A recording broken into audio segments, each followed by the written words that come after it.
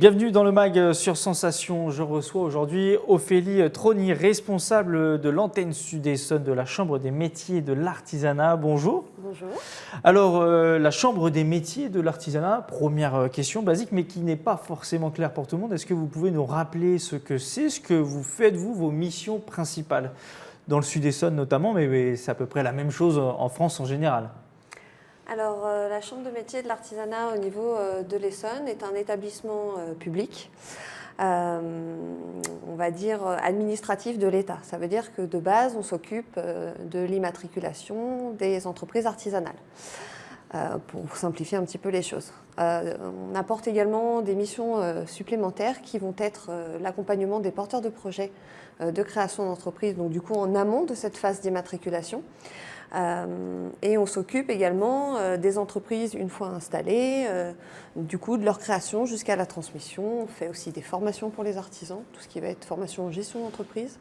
Donc voilà, c'est vraiment accompagner les entreprises artisanales, promouvoir et défendre leurs intérêts aussi auprès des collectivités et des différentes instances qui travaillent au niveau local sur des territoires. Donc vous avez des missions très vagues et très élargies. Exactement. Auprès de tous ces métiers-là. On va s'intéresser aujourd'hui aux porteurs de projets, ceux qui n'ont pas encore forcément d'entreprise, qui voudraient en avoir une. Comment justement vous les accompagnez? À quel moment vous intervenez? Est-ce que c'est dès le début, dès qu'on a une réflexion, ou alors il faut déjà avoir un projet, on va dire, bien solide pour venir vous voir? Non, alors effectivement, on s'occupe des porteurs de projets en amont. L'idéal, effectivement, c'est vraiment le plus tôt possible. C'est pour ça aussi qu'on travaille beaucoup en partenariat avec le Pôle emploi, notamment le Pôle emploi d'Étampes. On fait pas mal des réunions d'information sur la création d'entreprise. Donc là, c'est assez vaste et assez large. On ne parle pas forcément que des métiers de l'artisanat. Et du coup, ça permet vraiment de capter des porteurs de projets. Et des fois, il y a des personnes qui ont des envies de création d'entreprise, mais qui ne savent pas vraiment vers quoi se diriger. Il y en a parfois, c'est des métiers passion, donc c'est vraiment au fond d'eux, et ils savent vraiment ce qu'ils veulent faire. Donc voilà, on fait la part des choses. Nous, on accepte, entre guillemets, tout le monde, notamment sur les phases en amont, pour pouvoir travailler au projet de création d'entreprise. Et après, en fonction, on redirige en fonction des besoins et des attentes. En fonction des interlocuteurs vers qui il faut après orienter la personne. Les métiers de l'artisanat aussi, c'est pas forcément clair, mais de quoi on parle concrètement? De quel métier on parle? Alors, dans les métiers de l'artisanat, on regroupe 4 grosses familles, on va dire, pour que ce soit plus clair pour tout le monde. Alors, on a tout ce qui va être les métiers du bâtiment, donc les travaux, ce genre de choses, plombier, électricien, maçon et d'autres. Tout ce qui est métier de la fabrication. Tout ce qui va être métier de l'alimentaire, le boulanger, le pâtissier, le charcutier, boucher, etc.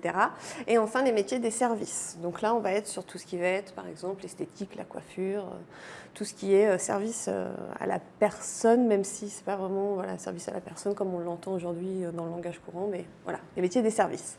Qui font vivre le commerce, les centres-villes. Une grande partie. Dès qu'il va y avoir transformation, fabrication, savoir-faire manuel ou autre, on est sur des métiers de l'artisanat. Après, on ne va pas tous les énumérer, il y a plus de 250 métiers.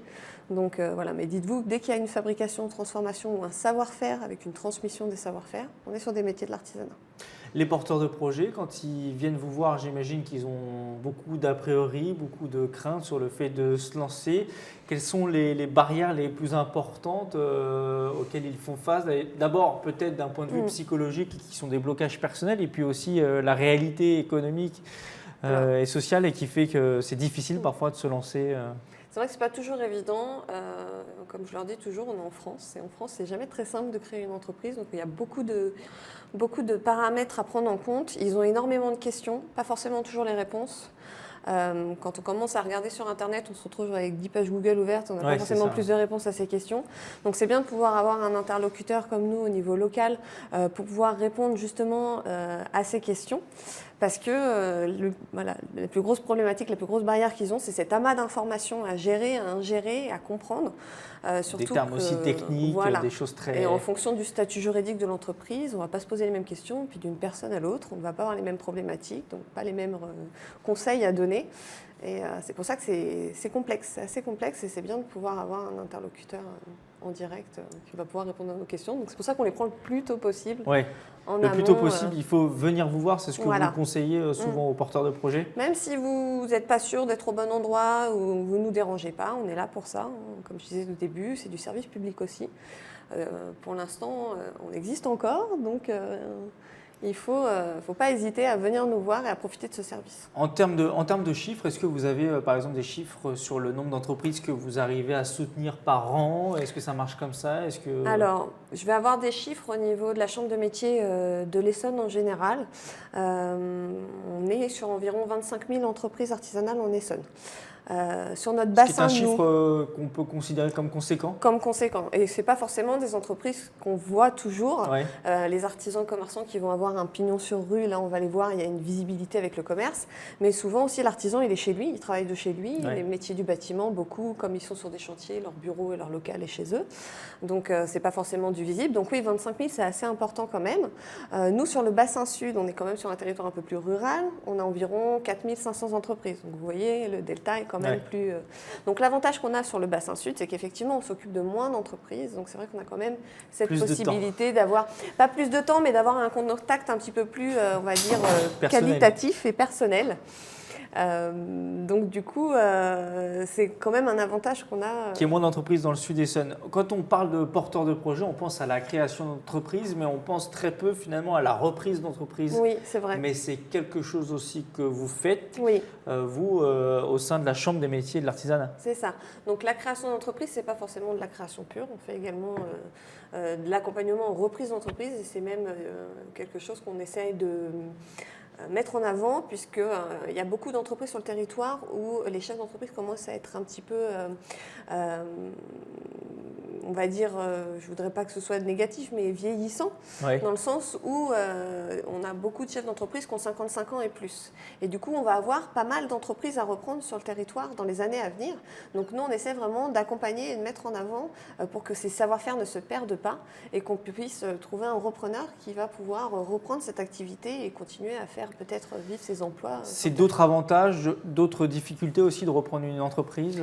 Il y a des avantages parce qu'effectivement, la clientèle souvent est déjà installée, donc il y a une certaine facilité. Par contre, effectivement, on sait qu'on reprend des salariés qui avaient peut-être l'habitude de travailler avec un ancien dirigeant. Il va falloir se réadapter aussi. On sait aussi que souvent sur une entreprise artisanale, les clients sont attachés au chef d'entreprise. Donc quand le chef d'entreprise part, on doit revenir et avoir nous-mêmes après ce petit temps d'adaptation avec nos clients. Donc c'est pour ça que c'est important aussi de pouvoir bien préparer les reprises d'entreprise. Aujourd'hui, le Sud Essonne, est-ce que c'est un territoire qui arrive à être assez dynamique? On sait que c'est compliqué quand on n'est pas au cœur de la région Île-de-France. Est-ce qu'il y a quand même une dynamique qui existe ici sur le territoire? Vous le disiez, 4 500 entreprises. Est-ce que vous sentez cette dynamique importante ici? Oui, et notamment, on le voit, tout ce qui va être artisanat, commerce de proximité, sur un territoire rural, je reviens encore là-dessus, comme le nôtre, on en a vraiment besoin. Et du coup, c'est vrai que cette dynamique-là, elle est importante. On la ressent aujourd'hui. C'est pas forcément évident, vous le disiez, on est ni à Paris, ni en province. On est un petit peu entre les deux. On a des problématiques de mobilité. On a les transports en commun, mais pas non plus beaucoup. Exactement. Donc voilà, c'est vrai qu'on essaye avec les partenaires publics qui sont sur le territoire d'avoir un maillage cohérent, de travailler tous ensemble et on va dire de manière un petit peu fluide pour notamment se faire de la transmission d'informations. Si par exemple, moi, je fais une visite d'entreprise, je détecte que telle entreprise a besoin de recruter telle ou telle personne, on va pouvoir aller contacter nos partenaires avec qui on travaille étroitement pour essayer de trouver des solutions de proximité parce que voilà, cette dynamique-là, justement, elle tient là-dessus, sur le fait qu'on travaille tous ensemble solidairement.